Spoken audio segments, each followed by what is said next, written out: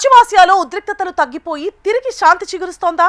ఇదే నిజమైతే ప్రపంచానికి ఇంతకన్నా మంచి శుభవార్త వేరే ఏముంటుంది? అమెరికా ఇరాన్ మధ్య 60 రోజుల పాటు కాల్పుల విరమణ పాటించేలా చర్చలు కీలక మలుపు దిశగా సాగుతున్నాయి. హార్ముజ్ జలసంధి, అణు ఒప్పందం లాంటి అంశాలపై చర్చలు ఓ కొలిక్కొస్తున్నాయి. ఇరాన్తో చర్చలు జరుగుతున్నాయని, వారంలోపు ఒప్పందం కుదురుతుంది అని అమెరికా అధ్యక్షుడు డొనాల్డ్ ట్రంప్ వెల్లడించారు.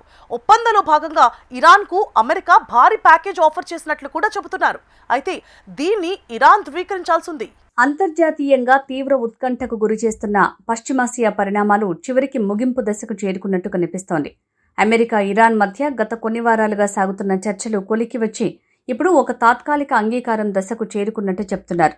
ఇది అమలైతే రెండు దేశాల మధ్య 60 రోజుల పాటు కాల్పుల విరమణ కొనసాగుతూ ప్రధాన అంశాలపై విస్తృత చర్చలు జరగనున్నాయి. భారీ డీల్లో భాగంగా ఇరాన్కు అమెరికా అనేక ఆఫర్స్ ఇవ్వనున్నట్టు సమాచారం. ఈ యుద్ధానికి ప్రధాన కారణమైన అణు కార్యక్రమంపై ఇరాన్ కాస్త తగ్గినట్టు చెప్తున్నారు.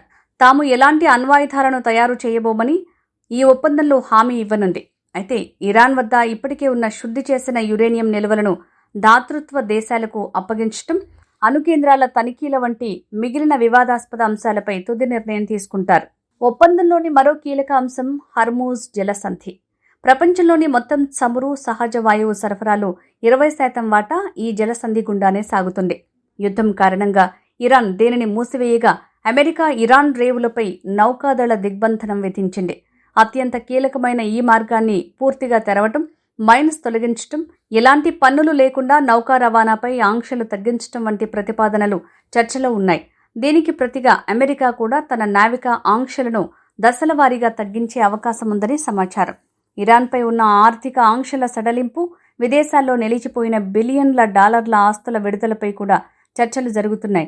ఇరాన్కు మానవతా సహాయం కింద $300 బిలియన్ పునర్నిర్మాణ పెట్టుబడి నిధి అంశం కూడా ఇందులో ఉంది.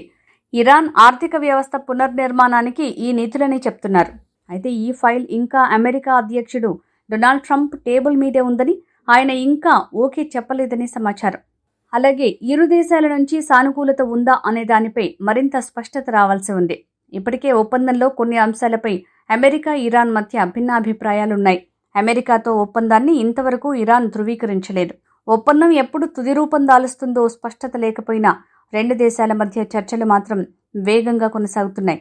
ఇరాన్తో ఈ వారాంతంలోగా ఒప్పందం కుదురుతుందని అమెరికా అధ్యక్షుడు ట్రంప్ ఇప్పటికే వెల్లడించారు.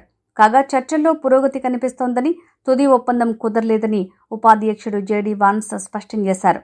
ఇదిలా ఉంటే అమెరికా ఇరాన్ల మధ్య ఒకవైపు శాంతి చర్చలు కొనసాగుతుండగానే మరోవైపు దాడులు, ప్రతిదాడులు చోటు చేసుకుంటున్నాయి.